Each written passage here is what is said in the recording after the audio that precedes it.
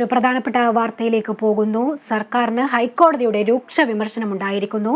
ഇടുക്കി കള്ളപ്പട്ടയ കേസുകളിലാണ് സർക്കാരിന് രൂക്ഷ വിമർശനം ഉണ്ടായിരിക്കുന്നത്. ഇതിൻ്റെ കൂടുതൽ വിശദാംശങ്ങൾ നൽകാൻ ഞങ്ങളുടെ പ്രതിനിധി ആന്റണി ജസ് ജോർജ് ചേരുന്നുണ്ട്. ആന്റണി, ഈ കേസ് എങ്ങനെയായിരുന്നു, കേസിൻ്റെ അന്വേഷണം പോകുന്നത്? ഈ അലംഭാവം ഉണ്ടായിരിക്കുന്നു സർക്കാരിൻ്റെ ഭാഗത്ത് എന്നുള്ളൊരു വിമർശനം ഉണ്ടായിരിക്കുന്നു. എന്തൊക്കെ കാര്യങ്ങളിലാണ് സർക്കാരിന് ഇപ്പോൾ ഹൈക്കോടതിയുടെ ഭാഗത്ത് നിന്ന് വിമർശനം ഉണ്ടായിരിക്കുന്നത്? ഇടുക്കിയിലെ കള്ളപ്പട്ടയവുമായി ബന്ധപ്പെട്ട കേസുകളിൽ ഇപ്പോൾ ക്രൈംബ്രാഞ്ചിന്റെ അന്വേഷണം നടക്കുകയാണ്. പക്ഷേ ആ അന്വേഷണത്തിൽ വലിയ വീഴ്ച അല്ലെങ്കിൽ അലംഭാവം സർക്കാർ കാണിക്കുന്നു എന്നുള്ളതാണ് ഹൈക്കോടതി ഇന്ന് പ്രധാനമായും വിമർശിച്ചത്.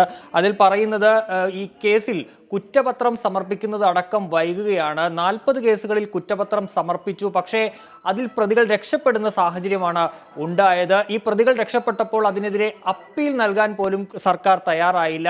മാത്രമല്ല, ഇതിലുമായി ബന്ധപ്പെട്ട് ഈ കള്ളപ്പട്ടയുമായി ബന്ധപ്പെട്ട ഉദ്യോഗസ്ഥരുണ്ട്, റവന്യൂ ഉദ്യോഗസ്ഥരുണ്ട്, അതുപോലെ തന്നെ ഈ അന്വേഷണം നടത്തിയ ഉദ്യോഗസ്ഥരുണ്ട്, ഈ പ്രതികൾ രക്ഷപ്പെടാൻ കാരണമായ അന്വേഷണം നടത്തിയ ഉദ്യോഗസ്ഥരുണ്ട്. ഇവർക്കെതിരെ ഒന്നും നടപടി സ്വീകരിക്കുന്നില്ല എന്നതടക്കമുള്ള വിമർശനങ്ങളാണ് കോടതി പറഞ്ഞത്. ഏതായാലും ഇക്കാര്യത്തിൽ ഇപ്പോൾ അന്വേഷണം നടത്തുന്നത് ക്രൈംബ്രാഞ്ചാണ്. ക്രൈംബ്രാഞ്ച് അന്വേഷണത്തിൽ പോരാ, മറിച്ച് കേന്ദ്ര ഏജൻസികൾ അന്വേഷിക്കണമെന്നൊരാവശ്യം ഇക്കാര്യത്തിൽ ഹർജിക്കാർ ഉന്നയിച്ചിട്ടുണ്ട്. ആ കാര്യങ്ങളിൽ നാളെ കോടതി വിശദവാദം കേൾക്കും. മാത്രമല്ല, സർക്കാരിനോട് ഇക്കാര്യങ്ങളിൽ ഈ അലംഭാവം, ഈ കേസിൽ പ്രതികൾ രക്ഷപ്പെടുന്നതും അതുപോലെ തന്നെ കുറ്റപത്രം സമർപ്പിക്കാൻ വൈകുന്നത് അടക്കമുള്ള കാര്യങ്ങളിൽ വിശദീകരണം നൽകാൻ കോടതി നിർദ്ദേശിച്ചിട്ടുണ്ട്.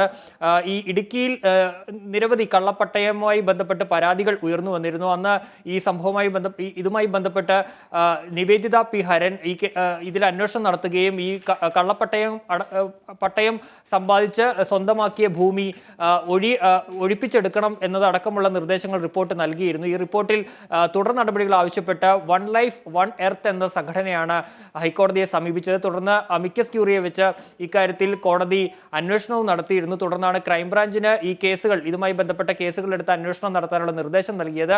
അതുമായി ബന്ധപ്പെട്ടുള്ള ഈ അന്വേഷണത്തിലാണ് ഇപ്പോൾ വീഴ്ച അല്ലെങ്കിൽ അലംഭാവം സംസ്ഥാന സർക്കാരിന്റെ ഭാഗത്തു നിന്നുണ്ടാകുന്നു എന്നുള്ള വിമർശനം ഉന്നയിക്കുന്നത്.